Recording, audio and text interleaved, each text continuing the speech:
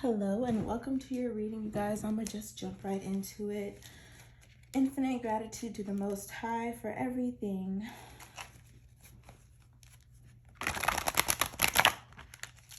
Any and all messages, Spirit, please allow me to channel messages for the collective and myself.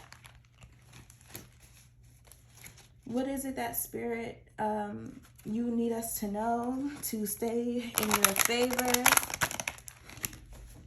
and to also fulfill ourselves and fulfill your plan for us, Spirit? Talk to us.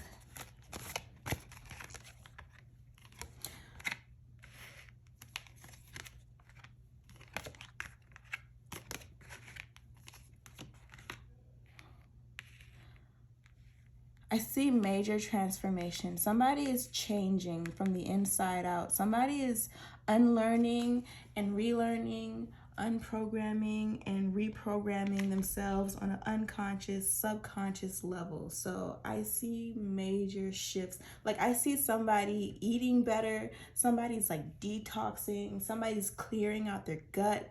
Somebody's doing like a cleanse and trying to just change their life. Like they're stepping out of their comfort zone.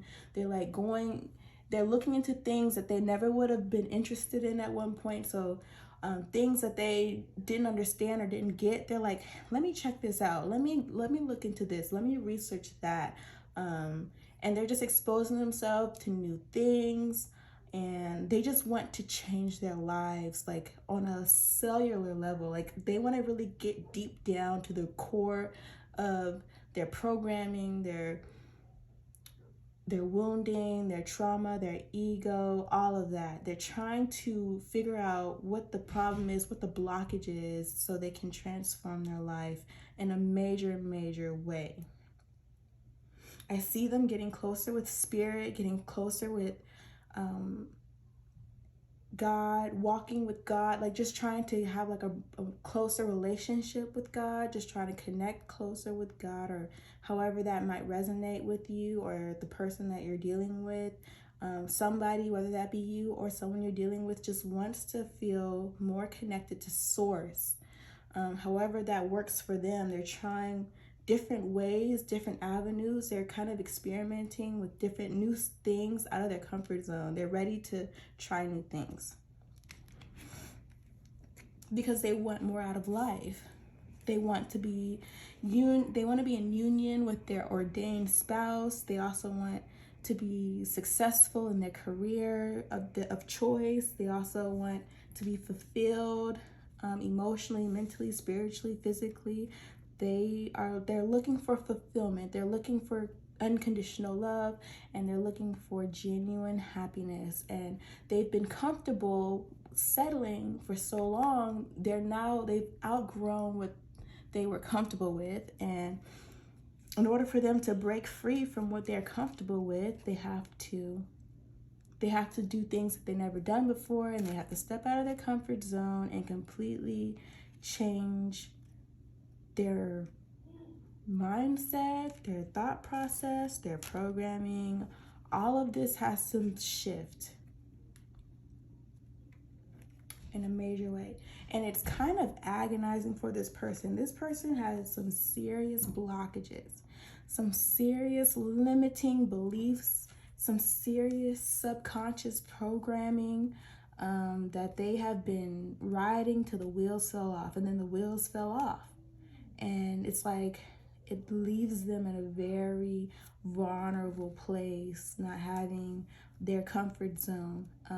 So they're taking it to the chin. I see them like grinning and bearing, or however you say that. They're just kind of like taking this transition to the chin. You know, they want to go where they're being called. They feel called, they feel drawn, and they accept the calling. No matter how painful it is to heal, they want to heal. So they're going about it with a really good attitude, despite how uncomfortable it is. They're surrendering to Spirit, I see. They're just in surrender.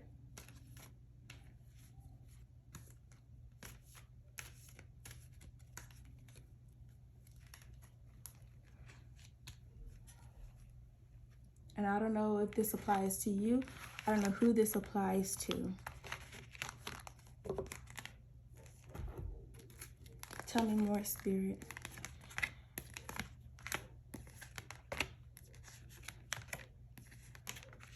They've been inspired by you.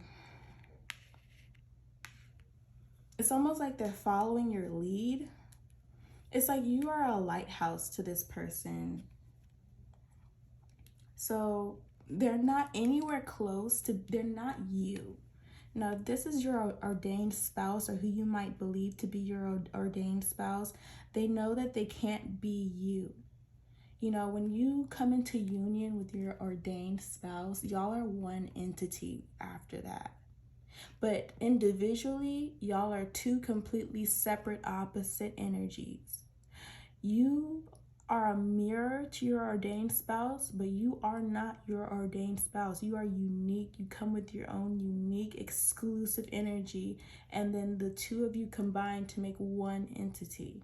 So I feel like this person in their journey, they got confused. They were misled into thinking that they were you because they felt the connection, because they felt so drawn and attached. I don't want to say attached because that's a low vibration, but they felt so a part of you that they almost believed that they were you, that they could be you.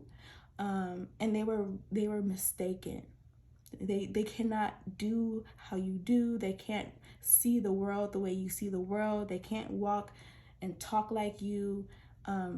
You got a whole completely different formula to you than them. And it's like they got lost in trying to be you or trying to imitate you. They got lost in that and they lost themselves. And that's why the union has been delayed. If you guys are not in union right now, that is a part of the reason why. Because your ordained spouse, either you or your ordained spouse, have like been misled into thinking that you could replace one another, that you could find the formula elsewhere, or something to that effect. The union has been delayed, sabotaged because of that mentality. And this person got lost in the sauce with that mentality. They really got comfortable thinking that they just really got comfortable with that mentality, and they got deeper and deeper into the sunken place, thinking that way, and they really lost touch with their own uniqueness. They lost touch with their own self-love. They really lost touch with their own identity. Like they lost their identity in this situation. And there's a slow, agonizing process that they're on right now to regain their identity back, to regain self-respect, to regain self-love, if they never had it, they're trying to build it for the first time. And it's like a slow, agonizing process. But I'm seeing like a glimpse of the past here, where they really they had the wrong idea about something, about themselves, about the person that they were drawn to, called to be with. They just had the wrong idea, and it sabotaged the connection, and it delayed the union for a very long time. And they stayed stuck in this place for so long because of comfort, because of familiarity, because of fear.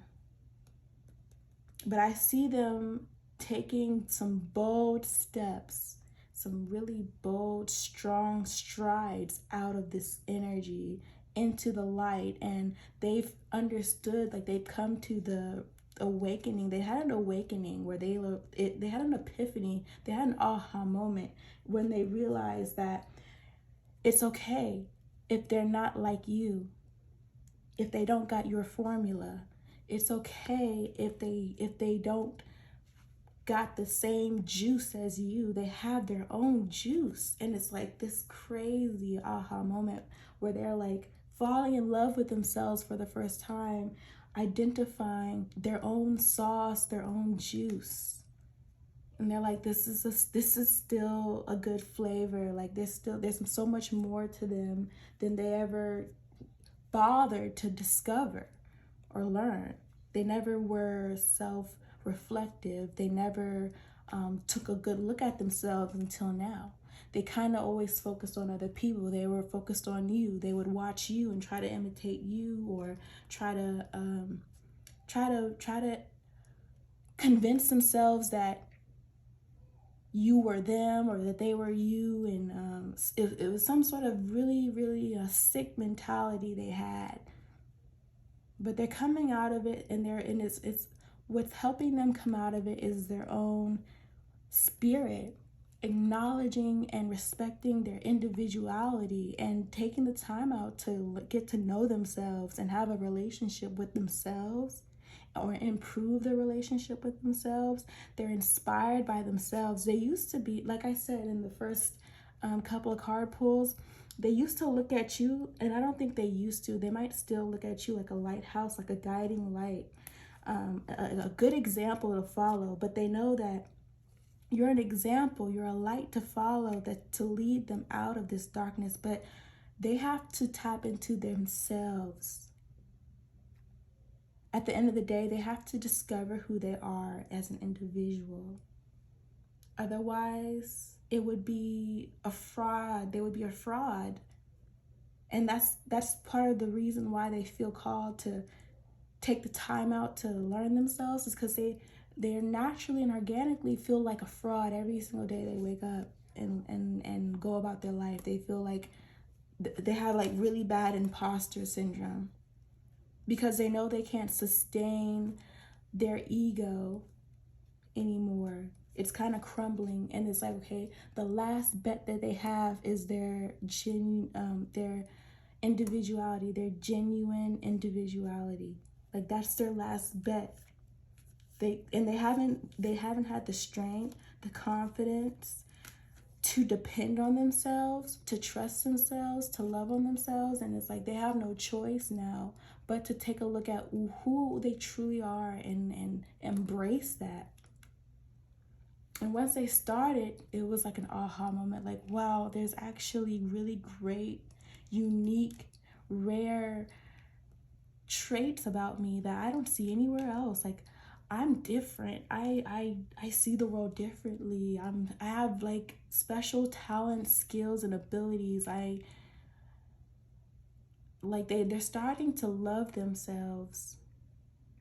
They're starting to look at parts of themselves that they can't find anywhere else, and they can't find in you.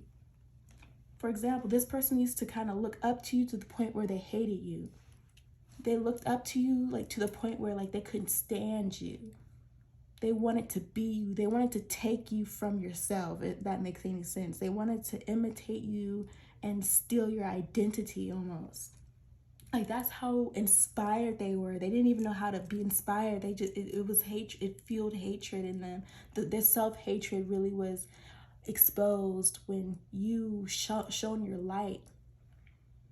All their darkness was exercised when your light shone on them. Like, you showed this person unconditional love. Like, no matter how, no matter where this person was at in whatever stage of life this person was at, you showed them unconditional love. You showed your light on them, and it exercised all of this darkness out of them. And they couldn't give you your flowers. They couldn't respond to you and handle you correctly. They hated you for it. They hated you for exercising their darkness without even trying. You just kind of, your grace, your light just kind of shone, and it happened. And it was like, you didn't do it on purpose. You weren't trying to hurt this person.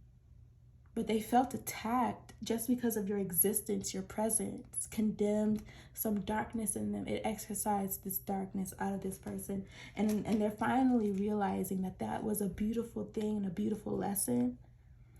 And they are tapping into their own light for the first time. And they're breaking the seal of their power. Like, they're like really tapping into like their power for the first time. It's so exciting. It's painful to break open this way and to be humbled this way. but it's still, at the same time, nothing is stopping them because they see how worth it is. They see the value it is in this lesson. So that's a good sign. They are surrendering to that experience. They want to get onto the other side of the darkness. They want to transcend. They want to transcend it.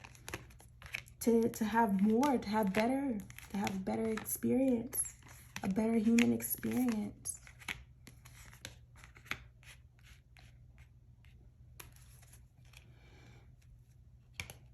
Right now, this person is, I'm getting this is the divine masculine. He is not conscious. Like he's not active in the 3D. Like he's isolated. I'm gonna put it that way. He is self-isolated right now. He needs to be alone in order to learn this lesson, to process this information, and to reawaken himself and tap into his light. He needs to be completely alone.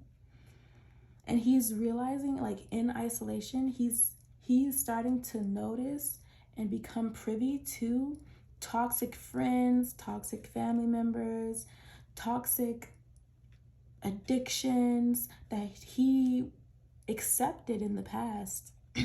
He accepted certain things as normal, as comfortable, as familiar, and it's like for the first time ever, he's identifying the poison in his life. He's identifying the toxicity, like the real toxicity in his life. And he's like, and then at the same time, he's also identifying the real medicine. Like he has no distractions in this isolation. He has no interruptions in this isolation.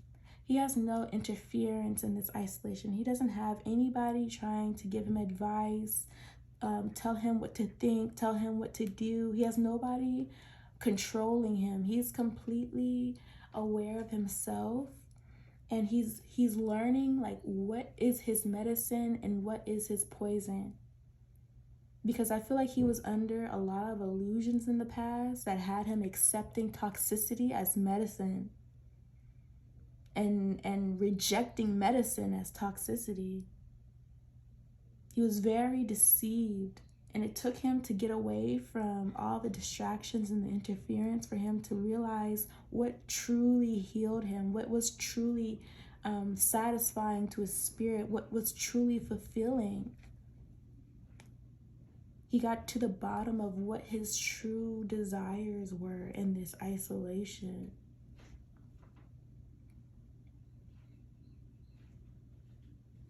So I think that's a beautiful milestone for the divine masculine to come to this awakening.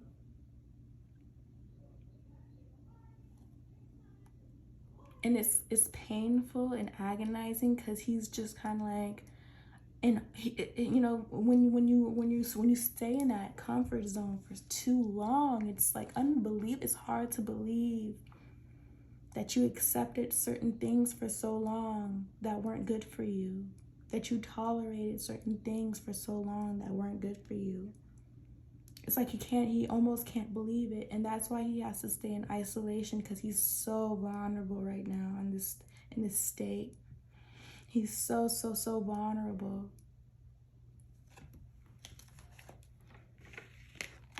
But spirit is with him, and he is bonding with source on a level he's never had before. He's getting to know source in a way he's never ever had before. He might actually be hearing God's voice for the first time.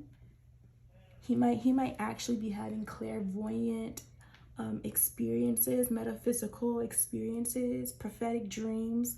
He might actually be tapping into his metaphysical abilities for the first time ever because of the isolation. It's amazing. It's absolutely amazing. It's phenomenal. And it's so exciting to him. Like, it makes him want to keep going. So don't worry about your masculine. He wants to get to the other side of this. He wants to get to the end of the tunnel when it comes to this. And he has nothing stopping him.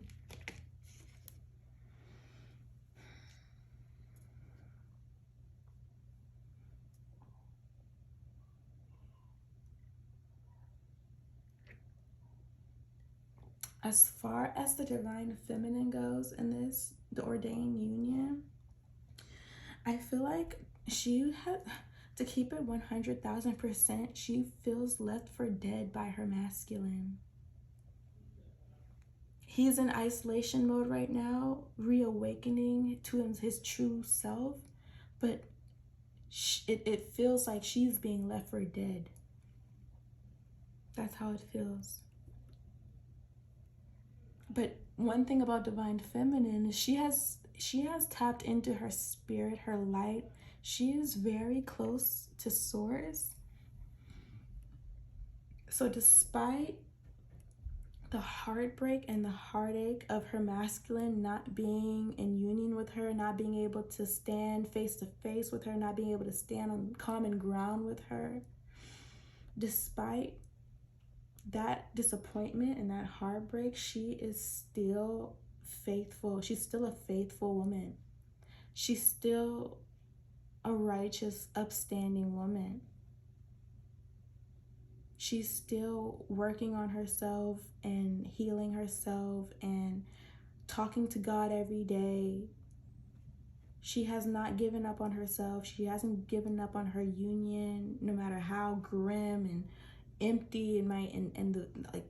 She might feel like, okay, there might not be any hope for us. There might not be a way out for us. She has all these thoughts. It's undeniable that the masculine cannot support her. It's unbelievable and undeniable at the same time for her to see, wow, he's supposed to be my ordained spouse. Why isn't he able to support me? Why isn't he strong enough to be with me? Why isn't he capable enough to stand by my side right now? She feels left for dead. He should be able to stand by my side. If he's my ordained spouse, he should be able to stand by my side. He can't even stand by my side. He's too vulnerable to stand. He's too afraid. He's afraid to stand next to me. He doesn't have the confidence to stand by my side. And she feels left for dead.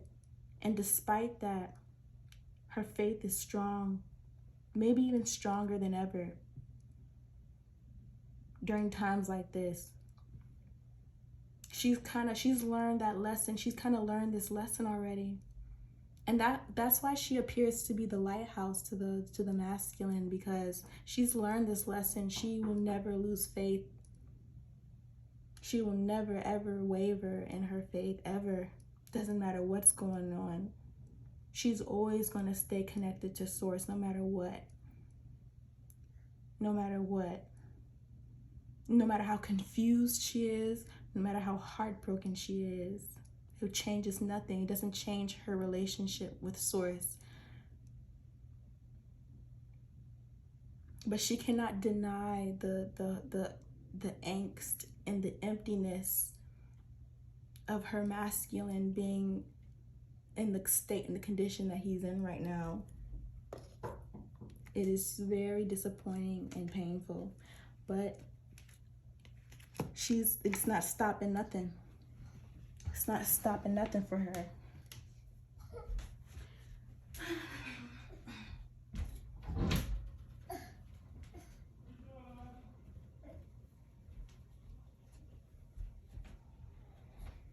How can I help you? You know, one day mommy's gonna have to have more time to do what she needs to do. You know that? You can't, it's going to a point where you can't interrupt me. You're not going to be able to interrupt me.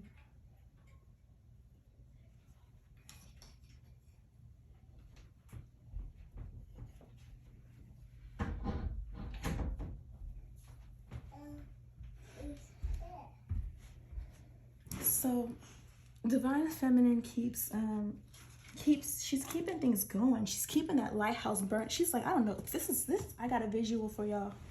Divine feminine is the lighthouse, and she's pumping all this coal, or however the lighthouse, all this oil, whatever it is that, you know, is fueling the light inside of her. She's just fueling and feeding her spirit whatever it is that she needs to keep her light burning. She's feeding her spirit with any and everything that will keep her light burning. She's asking Source, like, what do I need to do? What's the next step? What is being asked of me, Source, to stay in alignment? She's doing everything that she can to feed her light. She doesn't know where the masculine is at. He's out. He's like lost at sea. It's kind of like he's lost at sea. He's unconscious.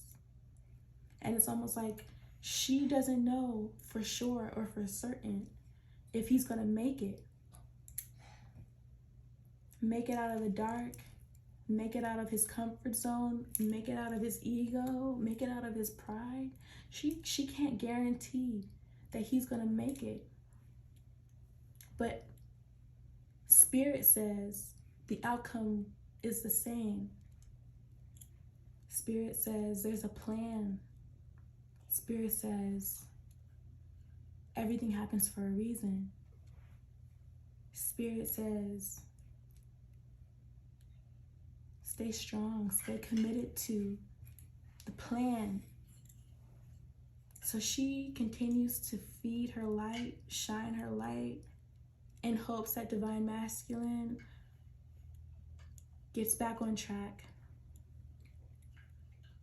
With no sign of him anywhere, with no sign of any progress, with no sign of anything.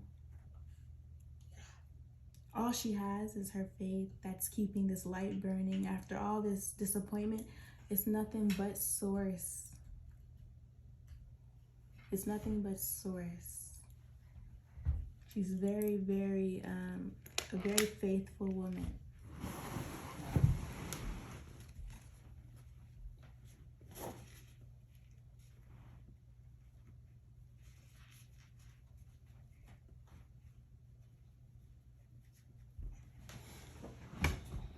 And I see this obviously working in her favor. And it's obviously going to be worth it in the end.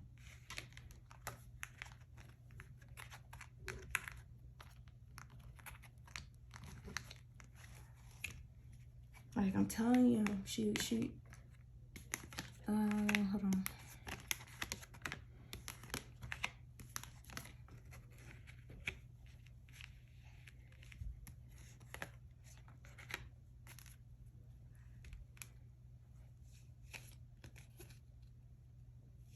One thing that I'm getting is that once divine spirit is present, I'm seeing spirit, and spirit really wants me to get this message out. And as divine feminine, I felt resistant to even speaking this message because I don't want to be disappointed. Excuse me. I don't want to be disappointed as divine feminine tapping into this energy myself. I don't want to be disappointed, but spirit says once divine masculine is awake, things move very quickly. I don't like talking prophetically because I hate being disappointed, obviously, for obvious reasons. I don't like talking prophetically. I try to avoid it at all costs. I always try to stay focused on, okay, the present moment. And for obvious reasons, we stay in the present moment. But sometimes Spirit wants to talk about the plan and the mission, and the purpose of it. Spirit wants to give us glimpses of the purpose, the greater purpose. Spirit wants to give us glimpses of the bigger picture, which includes the present, the past, and the future. Spirit sometimes wants us to talk about the big picture. So we're going to talk about the big picture. And Spirit says, when divine masculine comes to his senses, once he comes to fully being awakened and tapped into his own connection to source and his own light, when he activates his own light and he becomes a lighthouse for you, divine feminine, it's such a huge relief. it is a huge, and I think because you're in a Dane union, you've already seen the lighthouse.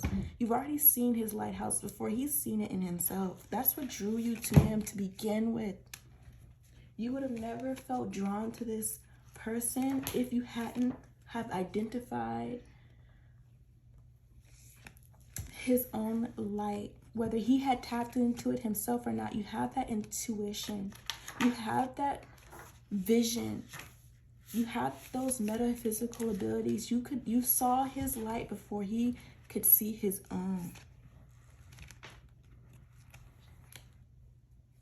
And it's like, it takes him to see his light for it to be amplified, for it to be useful to you. And I see this masculine, this divine masculine tapping into his own light for the first time and becoming a lighthouse for you and supporting your light and your light supporting his. It's a huge relief. It's a huge stress relief. It's like so much this weight has been taken off of your shoulders. And if you don't feel this way, I want you to